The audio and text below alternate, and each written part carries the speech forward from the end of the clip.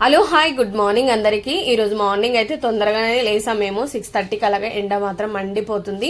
మనం లేసే లోపే సూర్యుడు ఎంట్రీ ఇచ్చేస్తున్నాడు అనమాట. ఇంకా మా ఆయన మేము లేసేసరికి అయితే టిఫిన్ తీసుకొచ్చాడు బయట నుంచి.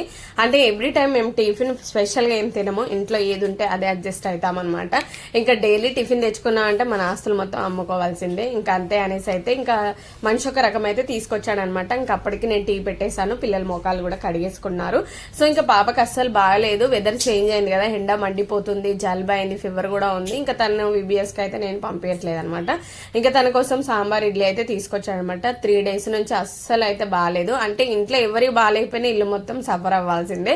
ఇంకా తన కోసం అదైతే తీసుకున్నాడు అనమాట. ఇంకా నాకు అంతగా ఇష్టం లేదు కానీ ఇంకా తీసుకొచ్చాడు కాబట్టి తినాల్సిందే. ఇంకా బయట ఫుడ్ అస్తమాలు అయితే మంచిది కాదు. పూరి ఇడ్లీ ఇంట్లో చేస్తాడు. పూరి చాలా తక్కువ, రేర్, ఎప్పుడో ఒకసారి చేస్తుంటాను. అండ్ ఇంకా దోశ అంటారా, ఇది మాత్రం కంపల్సరీ. ఉప్మా కానీ పులిహోర కానీ ఇలాంటివి అనమాట. మీరు కూడా టిఫిన్ చేశారా? మంచి హెల్తీగా ఉండండి. అండ్ కొబ్బరి నీళ్ళు లెమన్ వాటర్ తీసుకోండి.